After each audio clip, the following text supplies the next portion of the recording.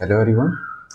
आज रिवाइज करेंगे हम लोग NCERT class 11 chapter 8 cell the unit of life. देखिए, नीट में आपसे इस चैप्टर से लगभग 3 से 4 क्वेश्चन जरूर पूछे जाते हैं, तो आप इस वीडियो को पूरी देखिएगा ताकि आप वो 3 से 4 क्वेश्चन जरूर करेक्ट कर पाएं। तो चलिए हम इस वीडियो को स्टार्ट करते हैं। देखिए, जब आप अपनी चारों तरफ देखते हैं तो आपको लिविंग और नॉन लिविंग थिंग्स दोनों चीज़ें देखने को मिलती हैं। तो फिर वो कौन सी चीज़ें हैं जो कि लिविंग्स को नॉन लिविंग से डिफ्रेंशिएट करती हैं? एनसीईआरटी आपसे क्वेश्चन पूछ रहा है कि वो कौन सी चीज़ें हैं कि जो लिविंग्स को नॉन लिविंग से डिफ्रेंशिएट करती है। देखिए, इनमें एक बेसिक यूनिट का डिफरेंस है, एक बेसिक डिफरेंस है, और वो है प्रेजेंस ऑफ सेल। जितने भी लिविंग ऑर्गेनिजम्स होंगे उनके अंदर सेल पाया जाएगा, और नॉन लिविंग ऑर्गेनिजम्स के अंदर सेलुलर स्ट्रक्चर नहीं पाया जाएगा। This is the presence of basic unit of life, और लाइफ की बेसिक यूनिट है सेल। और देखिए, जितने भी लिविंग ऑर्गेनिजम्स होते हैं ये बने होते हैं सेल के।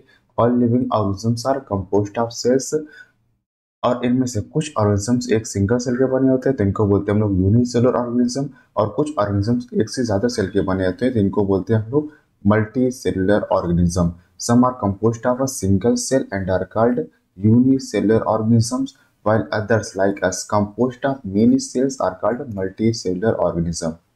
देखिए, हम सेल के बारे में समझते हैं। What is the cell? आखिर सेल क्या है? देखिए, जो यूनिसेलुलर ऑर्गेनिजम्स होते हैं these are capable of independent existence, ये इंडिपेंडेंट रह सकते हैं। Performing is the essential functions of life. एक ही सेल के अंदर इतने एक ही सेल्स के अंदर इनकी लाइफ के जितने भी एसेंशियल फंक्शंस है वो होते हैं एक्सक्रीशन, रेस्पिरेशन, रिप्रोडक्शन, सारे प्रोसेस इन्हीं एक सेल के अंदर होते हैं।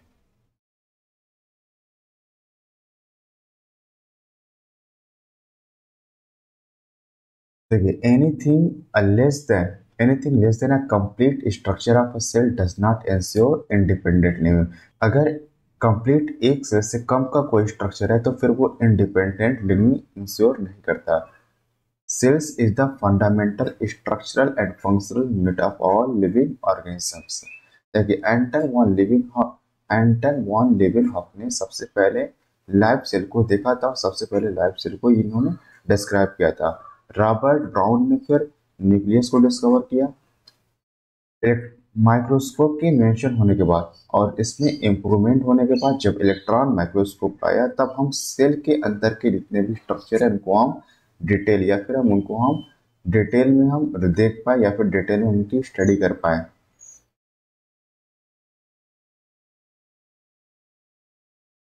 चलिए, सेल थ्योरी की बात करते हैं। 1838 में मैटियस स्लाइडेन एक जर्मन बॉटनिस्ट थे, उन्होंने प्लांट की सेल को ऑब्जर्व किया था। Examined a large number of plants and observe that, उन्होंने ऑब्जर्व किया कि जितनी भी प्लांट सेल होती हैं ये बनी होती हैं अलग अलग टाइप के सेल्स की, और जब सेल्स आपस में मिलती हैं तो टिश्यू का फॉर्मेशन करती हैं। इस ये बात 1838 में स्लाइडेन साहब ने बताया। स्वान नाम के साइंटिस्ट ने 1839 में थियोडोर स्वान नाम के साइंटिस्ट जो कि ब्रिटिश जूलॉजिस्ट थे, उन्होंने एनिमल सेल पर स्टडी की, और उन्होंने बताया कि cells had a thin outer layer which is today known as plasma membrane, कि जितनी भी सेल्स होती हैं उनकी एक आउटर लेयर पाई जाती है, और इस आउटर लेयर को आज हम जानते हैं प्लाज्मा मेम्ब्रेन के नाम से। और उन्होंने ये भी बताया ही also concluded based on his studies on plants tissue. जो स्वान साहब थे वो प्लांट्स और एनिमल टिश्यू दोनों पर स्टडी किए, और इसी बेसिस पर on the basis of this Schwann proposed hypothesis, Schwann ने एक हाइपोथेसिस दी। उन्होंने बताया कि the bodies of animals and plants, plants और एनिमल की बॉडी बनी होती है सेल की और सेल के प्रोडक्ट की। तो स्वान साहब ने बताया कि the bodies of animals and plants are composed of cells and products of cell. Schleiden और स्वान ने दोनों आपस में मिलकर के सेल थ्योरी दी, लेकिन इन्होंने ये नहीं एक्सप्लेन कर पाया कि नई सेल कैसे आती है। This theory did not explain as to how new cells were formed. Rudolf Virchow 1855 में इन्होंने बताया कि सेल डिवाइड करती है और उसी से नई सेल आती है। सेल डिवाइड, जो पुरानी वाली सेल होती है ये डिवाइड करती है और इसी से नई सेल आती है। ये पुरानी वाली सेल थी और इसी के डिवीजन में होने की वजह से नई सेल आती है।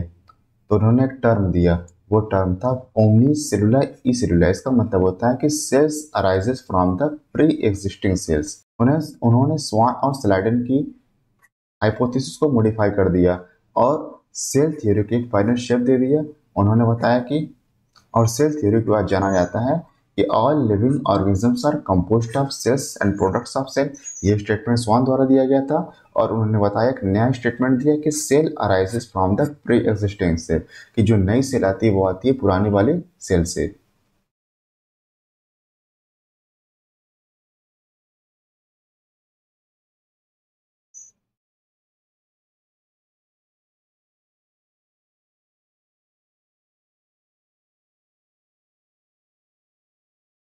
चलिए अब हम ओवरव्यू ऑफ सेल देख लेते हैं।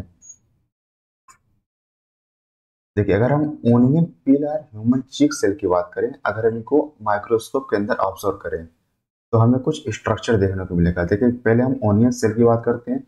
ओनियन सेल एक टिपिकल प्लांट सेल है और इसके अंदर अगर प्लांट सेल है तो जो आउटर बाउंड्री होगी वो कौन बनाएगा, वो यहाँ बनाएगा सेल, वो बनाता है यहाँ पे सेल वॉल, और सेल वॉल के अंदर होता है सेल मेम्ब्रेन। ये हो गया आपका cell membrane. As a distinct cell wall as its outer boundary, just within it is the cell membrane। Cell wall के अंदर होता है सेल मेम्ब्रेन। अगर हम ह्यूमन चिक सेल की बात करें तो ह्यूमन चिक सेल एक एनिमल सेल है, इसलिए जो इसका आउटर लेयर होती है वो होती है प्लाज्मा मेम्ब्रेन या फिर होता है cell membrane. Human cheek cell as an outer membrane as the delimiting structure of the cell. और सेल के अंदर चाहे प्लांट सेल हो चाहे एनिमल सेल हो, इनके अंदर मेम्ब्रेन बाउंड न्यूक्लियस पाया जाएगा। इनसाइड इस cell is a dense membrane bound structure जिसको बोलते हैं हम लोग न्यूक्लियस। और न्यूक्लियस के अंदर क्रोमोसोम्स होता है, क्रोमोसोम के अंदर जेनेटिक इंफॉर्मेशन या जेनेटिक मटेरियल होता है और इस जेनेटिक मटेरियल को बोलते हैं हम लोग डीएनए। तो क्रोमोसोम के अंदर डीएनए, न्यूक्लियस के अंदर क्रोमोसोम होता है और क्रोमोसोम के अंदर जेनेटिक मटेरियल होता है। जेनेटिक मटेरियल कौन है यहाँ पे, जेनेटिक मटेरियल है यहाँ पे डीएनए। अगर सेल के पास मेम्ब्रेन बाउंड न्यूक्लियस प्रेजेंट होगा तो उसको बोलेंगे हम लोग यूकैरियोटिक। अगर मेम्ब्रेन बाउंड न्यूक्लियस नहीं होगा तो इसको बोलेंगे हम लोग प्रोकैरियोटिक। देखिए चाहे प्रोकैरियोट हो चाहे यूकैरियोट, दोनों के अंदर एक सेमी फ्लूइड मैट्रिक्स पाया जाएगा जिसको बोलते हैं हम लोग साइटोप्लाज्म, और ये पूरे सेल के वॉल्यूम को ऑक्युपाई करते हैं। तो यहाँ पे पूरी तरह से ये मैट्रिक्स पाया जाता है जिसको बोलते हैं हम लोग साइटोप्लाज्म। देखिए cytoplasm is the main arena of cellular activity in both plants and animals. Plants और एनिमल्स दोनों जगह जो केमिकल रिएक्शंस होती हैं वो होती हैं हमारे साइटोप्लाज्म के अंदर। Various chemical reactions occur in it to keep the cell in the living state. Cell को लिविंग स्टेट में रखने के लिए यहाँ पर साइटोप्लाज्म के अंदर कई सारी सेलुलर या केमिकल एक्टिविटीज होती हैं। न्यूक्लियस के अलावा यूकैरियोटिक सेल्स में कुछ और भी मेम्ब्रेन बाउंड स्ट्रक्चर होते हैं जिसको बोलते हैं हम लोग ऑर्गेनेल, जैसे कि endoplasmic reticulum, Golgi complex, lysosomes, mitochondria, microbodies and vacuoles. लेकिन प्रोकैरियोट्स के अंदर ये मेम्ब्रेन बाउंड ऑर्गेनेल नहीं होते हैं। कि अगर हम राइबोसोम्स की बात करें तो ये एक नॉन मेम्ब्रेन बाउंड ऑर्गेनेल है और ये हर टाइप के सेल से पाया जाता है, चाहे प्रोकैरियोट हो चाहे यूकैरियोट, दोनों की सेल में पाया जाता है। Ribosomes are non membrane bound organelle found in all cells both eukaryotic as well as prokaryotic. देखिए राइबोसोम एक तो सेल के अंदर पाया जाता है। Ribosomes are found not only on the cytoplasm. ऐसा नहीं कि राइबोसोम सिर्फ साइटोप्लाज्म में पाया जाता है, लेकिन ये दो ऑर्गेनल्स के अंदर भी पाया जाता है, जैसे कि क्लोरोप्लास्ट प्लांट्स के अंदर क्लोरोप्लास्ट में और माइटोकॉन्ड्रिया में। उसके अलावा ये रफ एंडोप्लाज्मिक रेटिकुलम पर भी पाया जाता है। देखिए एनिमल सेल्स के अंदर कुछ और नॉन मेम्ब्रेन बाउंड ऑर्गेनल होते हैं जिसको बोलते हैं हम लोग सेंट्रोसोम, और सेंट्रोसोम सेल डिवीजन में हेल्प करता है।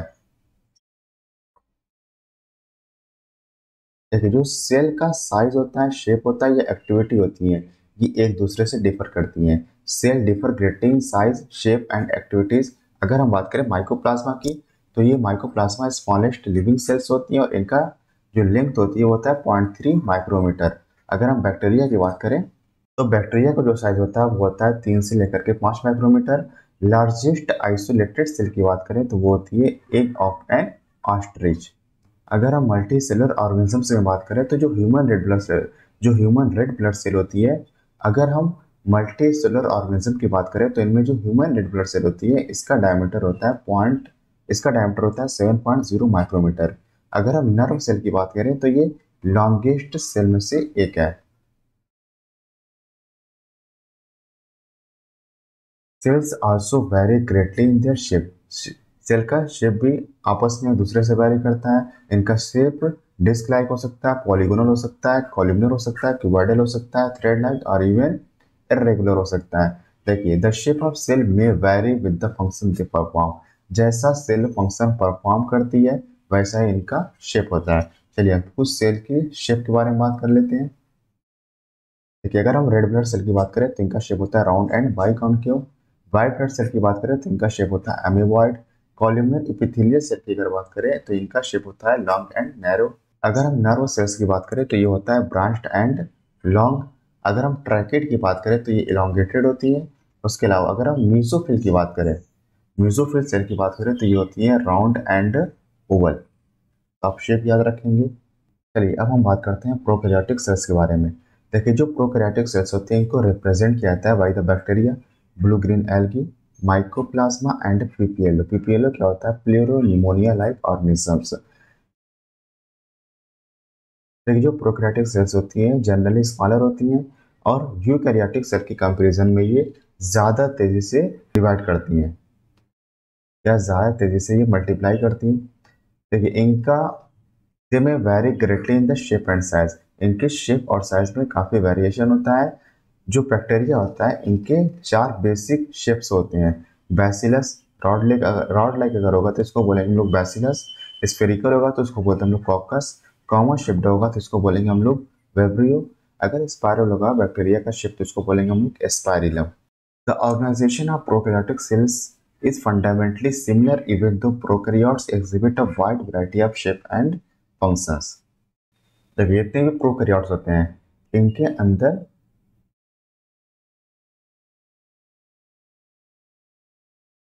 जितने भी प्रोकैरियोट्स होंगे इनके जो आउटर लेयर होगी वो होगी सेल वॉल। और सेल वॉल के अंदर पाया जाता है सेल मेम्ब्रेन। लेकिन माइकोप्लाज्मा लेकिन माइकोप्लाज्मा एक ऐसा प्रोकैरियोट है जिनके पास सेल वॉल नहीं होती है। All prokaryotes have a cell wall surrounding the cell membrane except in the mycoplasma. तो माइकोप्लाज्मा आपको एक्सेप्शन याद रखना है। देखिए, जो फ्लूइड मैट्रिक्स होता है यहाँ पे वो होता है साइटोप्लाज्म। तो ये जो आपको दिखाया जा रहा है ये है cytoplasm. The fluid matrix filling the cell is the cytoplasm. और यहाँ पर कोई भी वेल डिफाइंड न्यूक्लियस नहीं होता है। There is no well defined nuclear. जो इनका जेनेटिक मटेरियल होता है वो बेसिकली नेकेड होता है। इन पर कोई भी एनवेलप नहीं होता है, मतलब इन पर कोई भी न्यूक्लियर मेम्ब्रेन नहीं पाया जाता है। Not enveloped by a nuclear membrane. देखिए, जीनोमिक डीएनए के अलावा जीनोमिक डीएनए ये जो होता है ये होता है सिंगल और इस तरह से ये सर्कुलर होता है। तो जीनोमिक डीएनए के अलावा तक सिंगल क्रोमोसोम और सर्कुलर डीएनए कुछ और many bacteria have small circular DNA outside the genomic DNA. Genomic DNA के अलावा इनके पास कुछ और सर्कुलर डीएनए पाया जाता है जिनको बोलते हैं हम लोग प्लाज्मिड्स। इनको बोला जाता है प्लाज्मिड्स। अब प्लाज्मिड्स की कुछ खास बात होती है, ये बैक्टीरिया को कुछ फेनोटिपिक यूनिक फेनोटिपिक कैरेक्टर प्रोवाइड करते हैं। जैसे कि उनमें से एक है रेजिस्टेंट टू एंटीबायोटिक्स। ये एंटीबायोटिक्स से ये रेजिस्टेंस प्रोवाइड करते हैं। आप पढ़ेंगे इसके बारे में डिटेल में क्लास 12 चैप्टर 11 में। In higher class you will learn that this plasmid DNA is used to monitor bacterial transformation. Bacterial transformation को ये मॉनिटर करते हैं विद द फॉरेन डीएनए। देखिए, जैसा न्यूक्लियर मेम्ब्रेन यूकैरियोट्स में पाया जाता है वैसा ही न्यूक्लियर मेम्ब्रेन यहाँ भी पाया जाता है। लेकिन यूकैरियोट्स के जैसा कोई भी ऑर्गेनेल नहीं पाया जाता है एक्सेप्ट राइबोसोम्स को छोड़ करके। यूकैरियोट जैसे यहाँ पर कोई भी स्ट्रक्चर नहीं पाया जाता है। Prokaryotes are something unique in the form of inclusions. यहाँ पर इंक्लूजन्स बॉडी पाई जाती है जो कि रिजर्व मटेरियल को स्टोर करता है।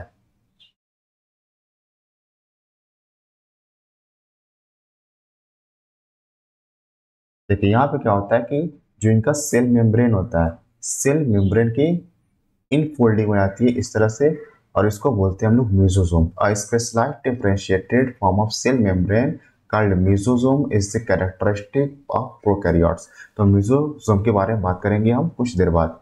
दे are essentially infolding of the cell membrane. जो मेसोसोम्स होते हैं वो सेल मेम्ब्रेन या प्लाज्मा मेम्ब्रेन्स की इनफोल्डिंग होते हैं। यहाँ पर कुछ आपको प्रोकैरियोट्स और यूकैरियोट्स के साइज दिए गए, तो हम उसको देख लेते हैं।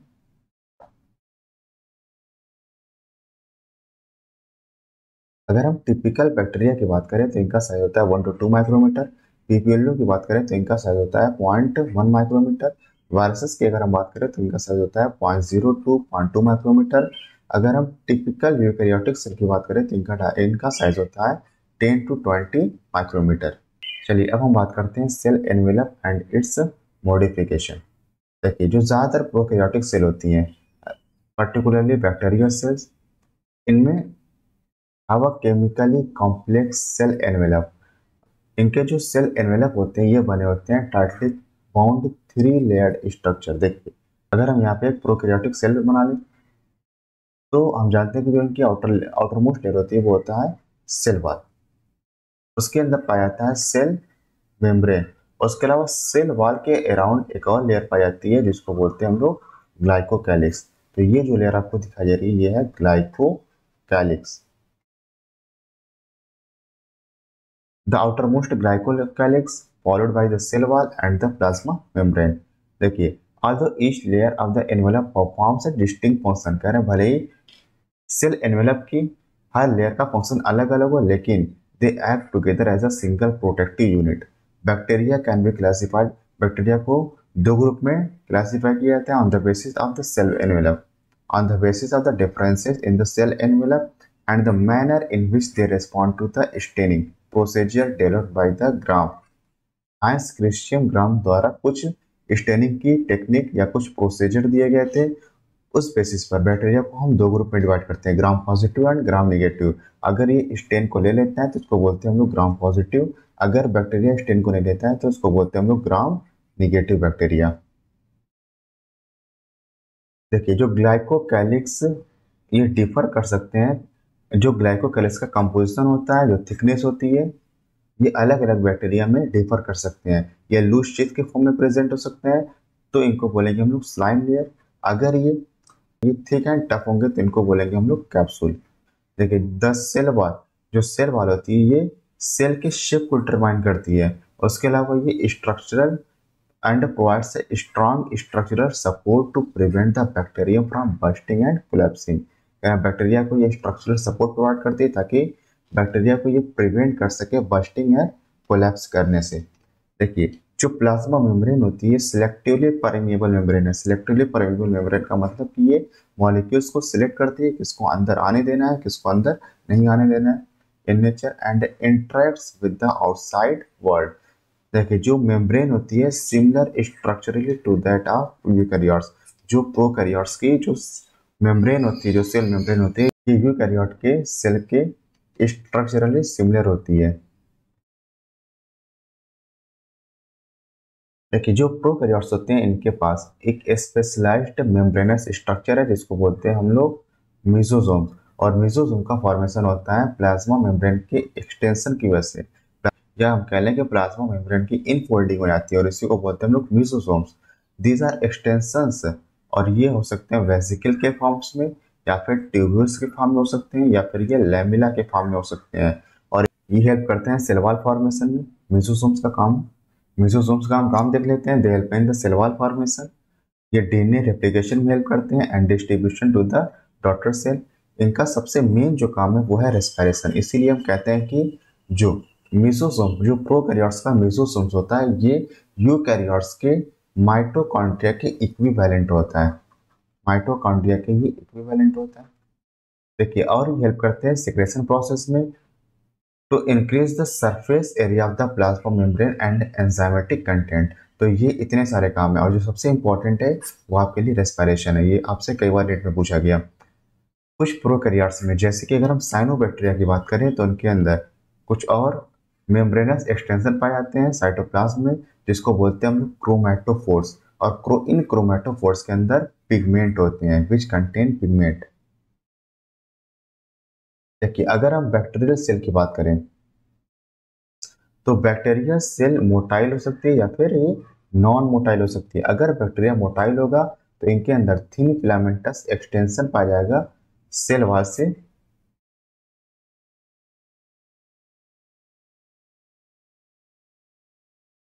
कुछ इस तरह से एक्सटेंशन पाया जाएगा और इसको बोलेंगे हम लोग फ्लैजेला। फ्लैजेला देखिए, जो बैक्टीरिया का फ्लैजेला होता है, bacteria show a range bacteria show a range in number and arrangement of flagella. Bacteria के अंदर जो फ्लैजेला का अरेंजमेंट होता है या फिर जो उनका नंबर होता है वो अलग अलग हो सकता है। बैक्टीरियम फ्लैजेलम में तीन पार्ट्स होते हैं। अगर हम बैक्टीरिया के फ्लैजेला की बात करें तो इनके तीन पार्ट्स होते हैं, filaments, hook and basal body. जो फिलामेंट होता है ये लॉन्गेस्ट पोर्शन होता है और ये सेल सरफेस से बाहर की तरफ निकला होता है। देखिए, फ्लैजेला के अलावा पिलाई एंड फेमरे नाम के स्ट्रक्चर भी बैक्टीरिया के अंदर पाए जाते हैं, लेकिन इनका मोटिलिटी में कोई भी रोल नहीं होता है। ये बहुत इंपॉर्टेंट है आपके लिए कि पिलाई और फेमरे का मोटिलिटी में रोल नहीं होता है। पिलाई ये रिप्रोडक्शन करने में भी हेल्प करते हैं। पिलाई और इलोंगेटेड ट्यूबुलर स्ट्रक्चर और ये मेड होता है स्पेशल प्रोटीन, और जो प्रोटीन है इसका नाम है पाइलिन। तो पिलाई बना होता है पाइलिन नाम की प्रोटीन से। फेमरे ये स्मॉल ब्रेसल लाइक स्ट्रक्चर है और ये सेल से बाहर की तरफ निकला होता है। कुछ बैक्टीरिया में जो पिलाई और फेमरी होते हैं इनका काम होता है अटैचमेंट प्रोवाइड करना। अटैचमेंट प्रोवाइड करना किससे? Bacteria to rocks in streams and also to the host tissue. कह रहे हैं स्ट्रेम्स में रॉक से ये अटैचमेंट प्रोवाइड करते हैं, उसके अलावा होस्ट टिश्यू से भी ये अटैचमेंट प्रोवाइड करते हैं, पिलाई एंड फेमरी। चलिए हम राइबोसोम्स और इंक्लूजन बॉडी की बात कर लेते हैं। देखिए, प्रोकैरियोट्स के अंदर राइबोसोम्स जो होता है ये प्लाज्मा मेम्ब्रेन से एसोसिएटेड होता है और इनका जो साइज होता है वो होता है 15 नैनोमीटर बाई 20 नैनोमीटर। और इनमें दो सब यूनिट होती है। कौन कौन सी?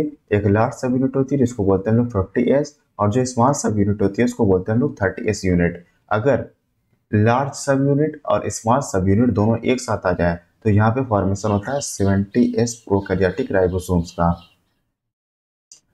तो राइबोसोम्स जो होते हैं यहाँ पर प्रोटीन की सिंथेसिस होती है। तो ribosomes are the site of protein synthesis, इसलिए हम राइबोसोम्स को कहते हैं फैक्टर या प्रोटीन। सेवरल राइबोसोम, कभी कभी क्या होता है कि बहुत सारे राइबोसोम इस तरह से एक ही मैसेंजर आरएनए से अटैच होते हैं और इसको बोलते हैं हम लोग पॉलीसोम्स या फिर इसको बोला जाता है पॉलीराइबोसोम्स। Several ribosomes may attach to single messenger RNA and form chain called polyribosomes or polysomes। देखिए, जो राइबोसोम्स होते हैं और polysome translate the messenger RNA into protein. इनका काम क्या होता है कि ये मैसेंजर आरएनए से प्रोटीन का फॉर्मेशन करते हैं। देखिए, प्रोटीन का फॉर्मेशन कैसे होता है? डीएनए से बनता है आरएनए और इस प्रोसेस को बोलते हैं हम लोग ट्रांसक्रिप्शन। फिर आरएनए से होता है फिर आरएनए से बनता है प्रोटीन और इस प्रोसेस को हम बोलते हैं ट्रांसलेशन। चलिए हम देखते हैं इंक्लूजन बॉडी। इंक्लूजन बॉडी क्या होता है कि प्रोकैरियोट्स के अंदर जो रिजर्व मटेरियल होते हैं इनको स्टोर किया जाता है साइटोप्लाज्म के अंदर इंक्लूजन बॉडी के फॉर्म में। ये मेम्ब्रेन बाउंड स्ट्रक्चर नहीं होते हैं, इन पर कोई भी मेम्ब्रेन नहीं होती है और ये साइटोप्लाज्म के अंदर फ्रीली रहते हैं। कुछ एग्जांपल्स हैं कि जैसे कि phosphate granules, cyanophycin granules and glycogen granules. उसके अलावा गैस फैक्टर्स जो होती है पाई जाती है blue green, purple and green photosynthetic bacteria के अंदर। तो ये आपके लिए इंपॉर्टेंट है, ये पूछा गया आपसे नेट में। चलिए हम बात करते हैं यूकैरियोटिक सेल्स के बारे में। जो यूकैरियोटिक सेल्स होती है ये पाई जाती हैं प्रोटिस्ट में, उसके अलावा फंजाई में पाई जाती हैं, प्लांट्स में और एनिमल्स में। मतलब जो प्रोकैरियोट होते हैं, जो प्रोकैरियोटिक सेल्स पाए जाते हैं ये पाए जाते हैं सिर्फ किंगडम मोनेरा के ऑर्गेनिजम्स में, और जो यूकैरियोटिक सेल्स होती हैं पाई जाती हैं kingdom protista, fungi, Plantae and animalia के अंदर। देखिए, जो यूकैरियोटिक सेल्स होते हैं इनकी में एक्सटेंसिव कंपार्टमेंटलाइजेशन होता है साइटोप्लाज्म के अंदर। जितने भी ऑर्गेनल होंगे यहाँ पे, जो ऑर्गेनल होंगे इनके अंदर मेम्ब्रेन पाई जाएंगी। तो इस तरह से साइटोप्लाज्म के अंदर कमरे बन गए, तो इसको बोलते हैं हम लोग compartmentalisation. Membrane bound through the presence of membrane bound organelles. देखिए जो यूकैरियोटिक सेल्स होती है possess organised nucleus with a nuclear envelope. यहाँ पर जो न्यूक्लियस पाया जाएगा इसके ऊपर न्यूक्लियर एनवेलप पाया जाएगा, या फिर इसको बोलेंगे हम लोग nuclear membrane. In addition, eukaryotic cells have a variety of complex locomotory and cytoskeletal structure। देखिए जो इनका जेनेटिक मैटर होता है वो क्रोमोसोम्स में ऑर्गेनाइज्ड होता है। देखिए जितने भी यूकैरियोटिक सेल्स होती है सभी आइडेंटिकल नहीं होती हैं, कुछ डिफरेंट भी होते हैं एक दूसरे से। अगर हम प्लांट्स और एनिमल सेल की बात करें तो ये आपस में एक दूसरे से अलग होती हैं। अगर प्लांट सेल की बात करें तो इनमें सेल वॉल पाया जाता है, प्लास्टिड्स पाया जाता है और एक सिंगल लार्ज सेंट्रल वैक्यूल होता है। और प्लांट्स और एनिमल सेल्स में सेल वॉल नहीं होती है, प्लास्टिड्स नहीं होता है। अगर हम सेंट्रल वैक्यूल की बात करें तो इनकी सेंट्रल वैक्यूल नहीं होता है बल्कि छोटे छोटे कई सारे वैक्यूल पाए जाते हैं। दूसरी तरफ एनिमल सेल्स में सेंट्रियोल पाया जाता है, एनिमल सेल्स में सेंट्रियोल पाया जाता है जो कि प्लांट सेल में एब्सेंट होता है। देखिए जो आपको फिगर दिखाया जा रहा है ये है एक प्लांट सेल का। ये जो आपको दिखाया जा रहा है ये है रफ एंडोप्लाज्मिक रेटिकुलम। उसके अलावा आपको लाइसोसोम्स दिखाया गया, न्यूक्लियस दिखाया जा रहा है आपको, और ये आपको न्यूक्लियोलस दिखाया जा रहा है।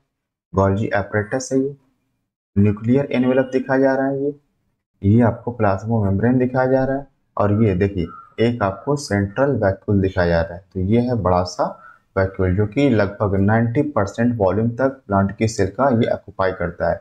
देखिए यहाँ आपको स्मूथ एंडोप्लाज्मिक रेटिकुलम दिखाया गया, प्लाज्मोडेस्माटा आपको दिखाया गया। प्लाज्मोडेस्माटा क्या होता है इनके बारे में हम आपसे थोड़ी देर में बात करने वाले हैं। माइक्रोट्यूब्यूल आपको दिखाया गया, हाइपर ऑक्सीसोम्स आपको दिखाया जा रहा है, सेल वॉल आपको दिखाई गई, मिडिल लेमेला एंड माइटोकॉन्ड्रिया।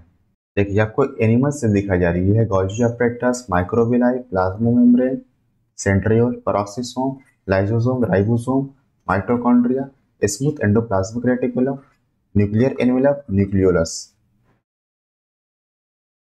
देखिए ये जो आपको दिखाया जा रहा है पूरा ये है cytoplasm, rough endoplasmic reticulum, nucleus. चलिए अब हम यहाँ से एक एक ऑर्गेनेल के बारे में पढ़ना शुरू करेंगे।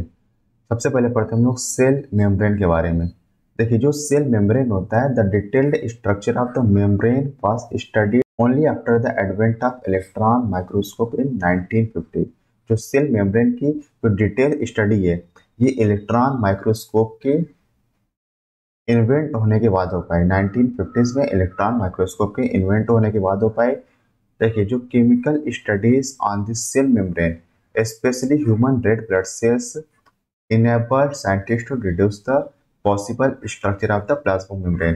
कह रहे हैं कि human red blood cell RBC की ह्यूमन की आरबीसी पर जो सेल मेम्ब्रेन है इसका नाम है डोनेन मेम्ब्रेन, और इस पर बहुत सारी स्टडी हुई जिसकी वजह से हम आज बता पाए, जिसकी वजह से साइंटिस्ट ने सेल मेम्ब्रेन के डिटेल स्ट्रक्चर को बताया या सेल मेम्ब्रेन के डिटेल स्ट्रक्चर को बता पाए। देखिए स्टडी करने के बाद हमें ये पता लगा कि जो सेल मेम्ब्रेन होती है मेनली बनी होती है लिपिड्स एंड प्रोटीन्स की। जो सेल मेम्ब्रेन बना होता है मेनली ये बना होता है लिपिड्स एंड प्रोटीन्स का, और जो मेजर लिपिड्स यहाँ पे होता है वो होता है फॉस्फोलिपिड, और ये अरेंज होता है बाई लेयर के फॉर्म में। ये इनकी दो लेयर होती है इस तरह से,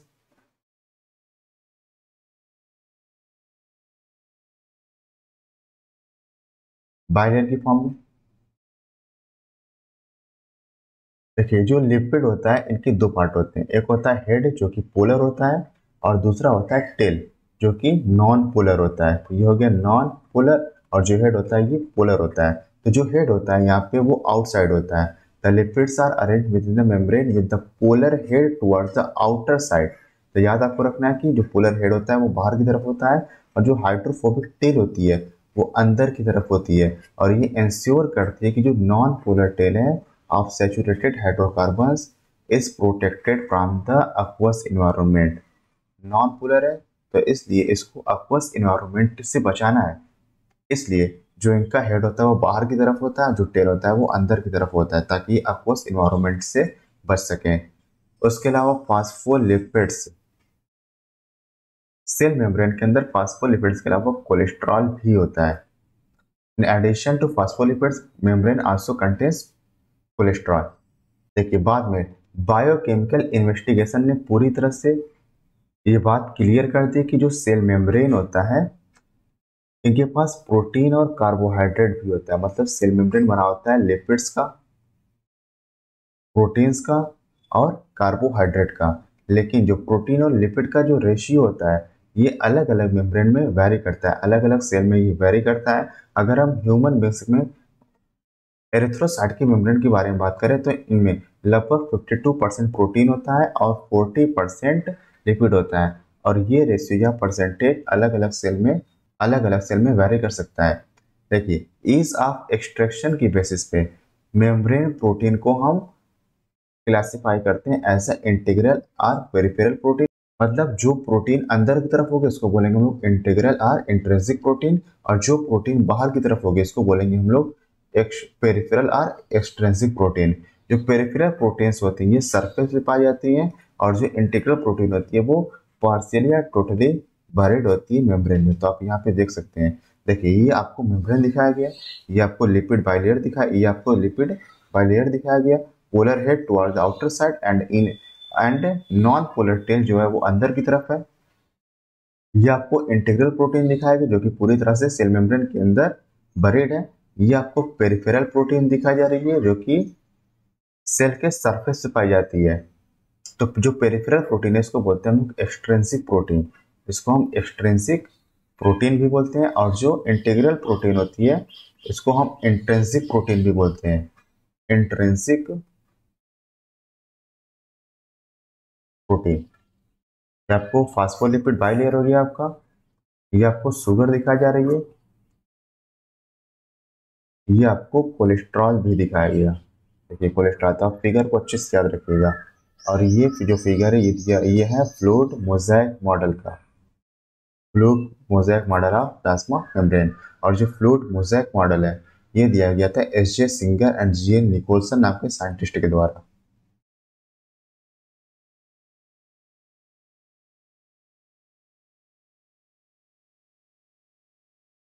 देखिए an improved model of the structure of cell membrane was proposed by the S J Singer and G N Nicolson in 1972। जो सेल मेम्ब्रेन का सबसे लेटेस्ट मॉडल वो दिया गया S J Singer and G N Nicolson के द्वारा 1972 में। और इस मॉडल को बोलते हैं हम लोग फ्लूइड मोज़ेक मॉडल। इस मॉडल के अकॉर्डिंग जो लिपिड का नेचर होता है ये होता है quasi fluid. According to this quasi fluid nature of lipid enables, और ये इनेबल करता है lateral movement of proteins within the overall bilayer. कह रहे और इस मूवमेंट की एबिलिटी को हम मेजर करते हैं as a fluidity. This ability to move within membrane is measured as its fluidity. देखिए जो फ्लूइड नेचर होता है मेम्ब्रेन का ये इंपॉर्टेंट है from the point of view of functions.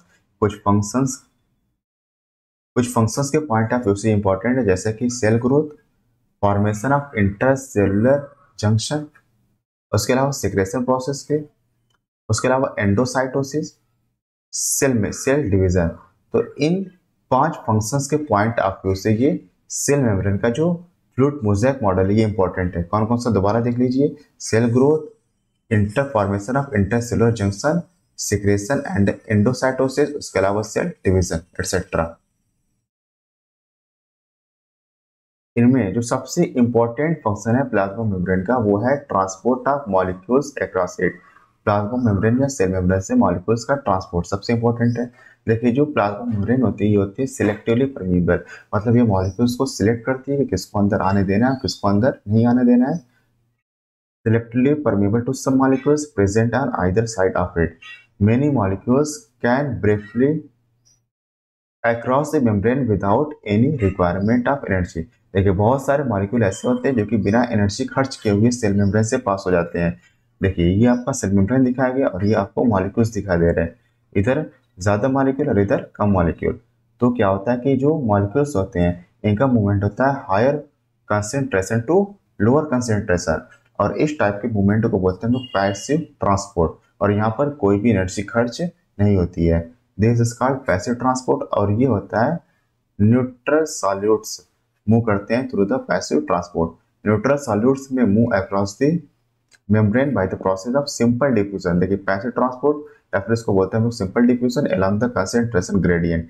Concentration gradient का मतलब ये higher concentration to lower concentration की तरफ मूव करते हैं, from higher concentration to the lower. जो वाटर होता है, वाटर में also move by this membrane from higher to lower concentration. अगर वाटर का मूवमेंट होगा बाय द डिफ्यूजन तो इस प्रोसेस को बोलते हैं हम लोग ऑस्मोसिस कहा जाता है। अगर हम पोलर मॉलिक्यूल की बात करें तो ये नॉन पोलर लिपिड बाइलेयर से पास नहीं हो सकते, इसलिए इनको पास करने के लिए कैरियर प्रोटीन की जरूरत पड़ती है। और कैरियर प्रोटीन इनके मूवमेंट को फैसिलिटेट करते हैं, आसान बनाते हैं membrane to facilitate their transport across the membrane. कुछ आयंस जैसे कि or molecules are transported across membrane against. देखिए कुछ मॉलिक्यूल्स ऐसे हैं जिनका मूवमेंट प्लाज्मा मेम्ब्रेन से अगेंस्ट द ग्रेडियंट होता है। अगेंस्ट द ग्रेडियंट का मतलब from lower concentration to higher concentration होता है, और यहाँ पर कैरियर प्रोटीन का इन्वॉल्वमेंट होता है और एनर्जी भी खर्च होती है। और इस टाइप के ट्रांसपोर्ट को बोलते हैं हम लोग active transport against their concentration gradient from lower to higher concentration. Such transport is an energy dependent process, और इस ट्रांसपोर्ट के लिए एनर्जी खर्च करना पड़ता है और ये यूटिलाइज होती है एटीपी के फॉर्म में। और इस टाइप के ट्रांसपोर्ट को बोलते हैं हम लोग एक्टिव ट्रांसपोर्ट। एग्जांपल है sodium potassium pump.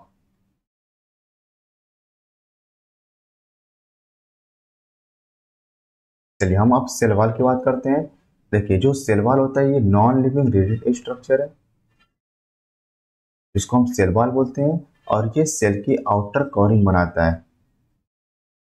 Cell A non-living rigid structure called cell wall forms an outer covering of the plasma membrane।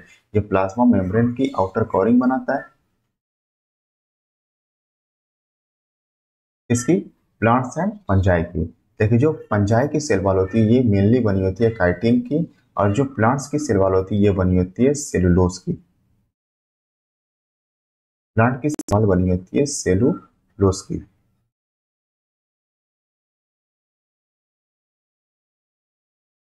देखिए जो सेल वॉल होता है ये सेल को सिर्फ शेप ही नहीं प्रोवाइड करता है, बल्कि ये सेल को प्रोटेक्ट करता है from the mechanical damage and infection. Cell को मैकेनिकल डैमेज और इन्फेक्शन से बचाता भी है, और उसके अलावा ये हेल्प करता है सेल टू सेल इंटरेक्शन में। और क्या करते हैं, provide barrier to undesirable molecule. ये अनडिजायरेबल मॉलिक्यूल को बैरियर प्रोवाइड करता है ताकि मॉलिक्यूल्स जो सेल के लिए अनडिजायरेबल है वो सेल के अंदर एंटर न कर जाए। अगर हम एल्की की बात करें तो इनकी सेल वॉल बनी होती है सेलुलोज की, गैलेक्टन्स की, मैनन्स की और कुछ मिनरल्स की, जैसे कि कैल्शियम कार्बोनेट। तो ये आप अच्छे से याद करेंगे कि एल्की की सेल वॉल बनी होती है cellulose, galactans, mannans and minerals like calcium carbonate. उसके अलावा अगर हम दूसरे प्लांट सेल की बात करें तो ये बनी होती है cellulose, hemicellulose, pectins and proteins की। ये आपके लिए बहुत इंपॉर्टेंट है, अच्छे से याद रखिएगा। जो एल्गी होती है इनकी सेल वॉल बनी होती है cellulose, galactans, mannans and minerals like calcium carbonate की। और जो दूसरे प्लांट सेल होती हैं इनकी सेल वॉल बनी होती है सेलुलोज की, हेमीसेलुलोज की, पेक्टिन्स की एंड प्रोटीन्स की। देखिए जो यंग प्लांट सेल्स होती हैं, जो यंग प्लांट सेल की जो सेल वॉल होती हैं इनमें जो प्राइमरी वॉल होती है ये ग्रोथ के लिए कैपेबल होती है। और ये जो प्राइमरी जो सेल वॉल होती है ये धीरे धीरे जैसे जैसे सेल मैच्योर होती रहती है ये धीरे धीरे ये डिमिनिश होती रहती है, which gradually diminishes as the cell matures। चलिए हम आपको यहीं पे बता दे रहे हैं। देखिए ये जो आपको दिखाया गया ये एक प्लांट सेल। हम जानते हैं कि प्लांट सेल की जो आउटर लेयर होती है वो होता है सेल वॉल। तो ये जो सेल वॉल होती है इनमें दो लेयर होती है।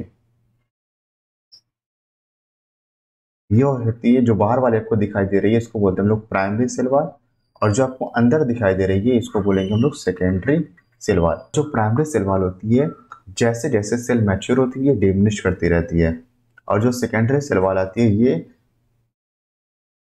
secondary cell wall is formed on the inner side of the cell that is towards the membrane। ये मेम्ब्रेन की तरफ होती है, मतलब जो सेकेंडरी सेल वॉल होती है अंदर की तरफ होती है, जो प्राइमरी सेल वॉल होती है ये बाहर की तरफ होती है।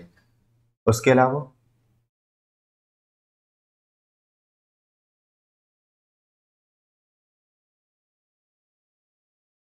देखिए उसके अलावा क्या होता है कि जो दो सेल होती है,